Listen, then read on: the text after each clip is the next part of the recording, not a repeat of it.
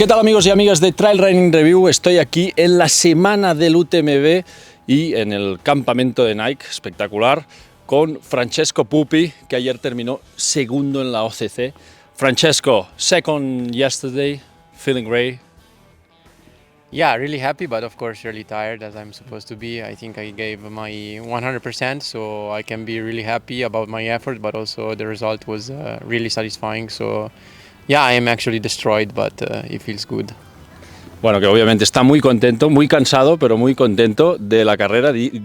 Nos ha dicho que dio el 100% de lo que pudo dar en esta carrera. Recordar que Francesco es un habitual en los últimos años también en la OCC, en el podium de OCC, así que bueno, una carrera que yo creo que le encaja muy bien. So Francesco, I was telling you before the interview, it's not easy to have Antonio behind you in the last downhill.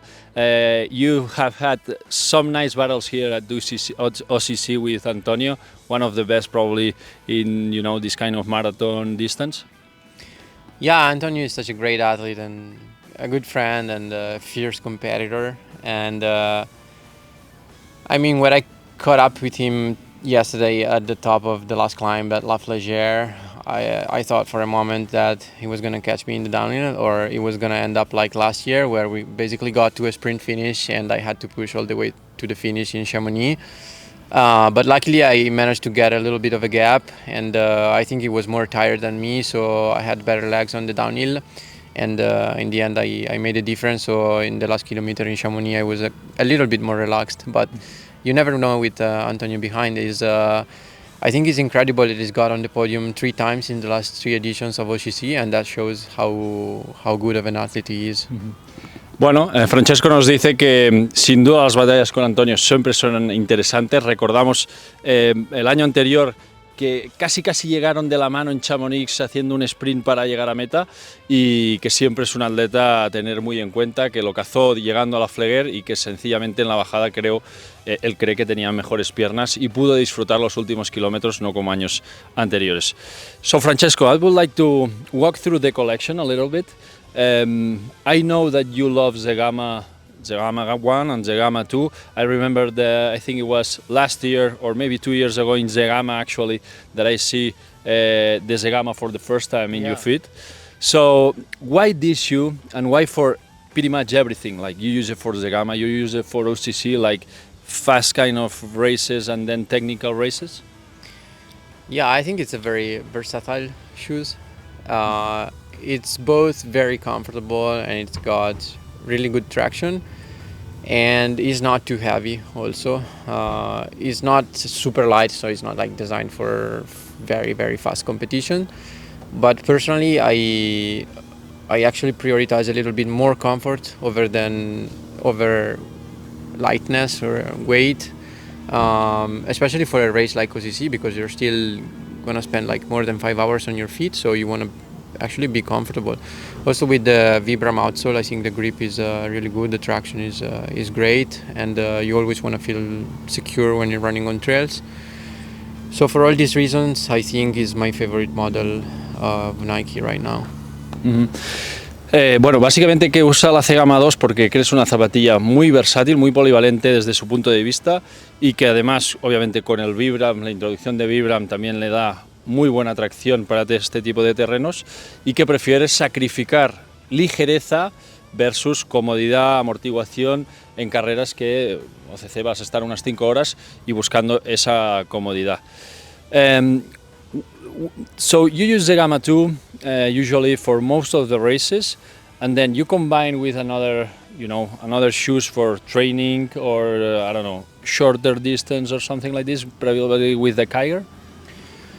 Yes, I combine the Zegama sometimes with the Pegasus Trail, just because it's a nice model for like door to trail when you just go out from your house and you may be running on easy trails, nothing super technical or really high in the mountains, but you may be hitting some tarmac and trails, and they're just fine, they're just great.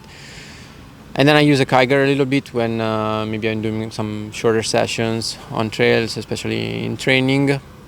I think now with the Kiger 10, with the Vibram, the traction is also very much improved. So I'm looking forward to test it. And then we have the Ultrafly that is more like a competition shoe, but personally it's not super easy to wear it just because they're meant to be for like fast but non-technical races, and most of the races that we have here in the Alps are fairly technical.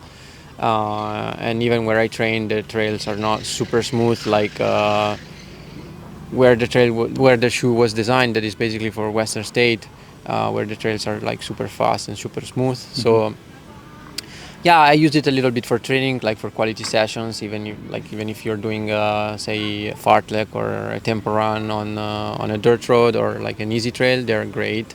But for competition, I think I prefer the Zegama. Bueno, nos dice que básicamente usa también, combina las Zegama 2 con las Pegasus, ¿vale? Una zapatilla muy heredada del asfalto que usa para terrenos fáciles, combinación con asfalto, con pistas forestales, etcétera, cosas sencillas, no técnicas. Las Kiger para entrenamientos quizá de más calidad o más cortos sobre terrenos podrían ser algo más técnicos, que está esperando para probar las Kiger 10, esta nueva versión con Vibram. Y las Ultraflight nos dice que para el tipo de terreno que tenemos por aquí, por Europa, él es italiano, que no están diseñadas para quizá este tipo de terrenos, son para zonas como Western States, una carrera súper rápida donde hay tramos pisteros, ¿no?, de asfalto donde poder correr rápido. So Francesco, you are really fast on road running, like I mean on marathon. You trained for like a marathon, I don't know, maybe a couple of years ago or something like that.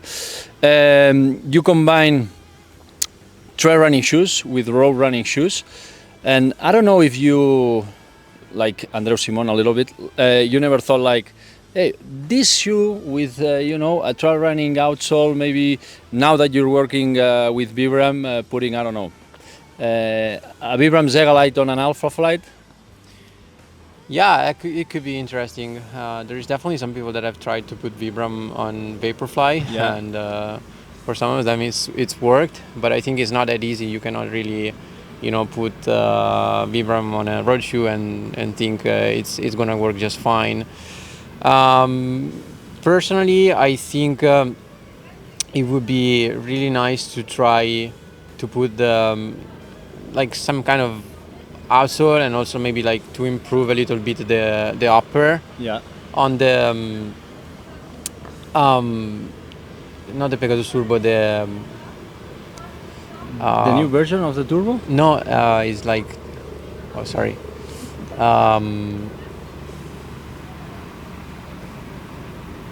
the Tempo?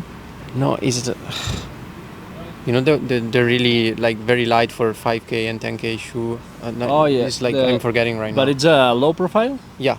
The Strike? The Strike, not Stickfly. Yeah, sorry. That's okay. It would be really nice, I think, to actually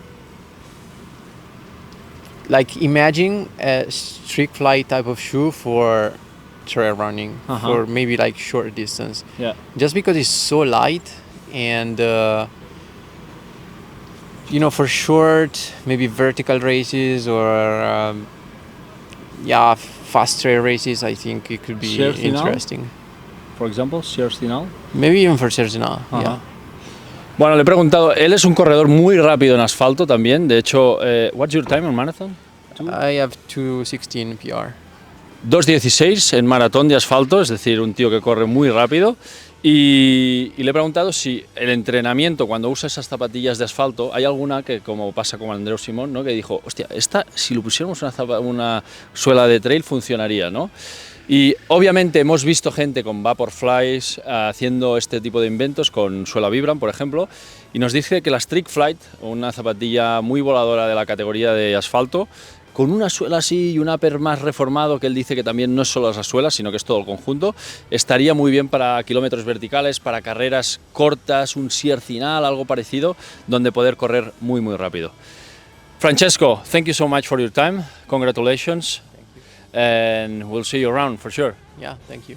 Enjoy the UTMB week. Thank you.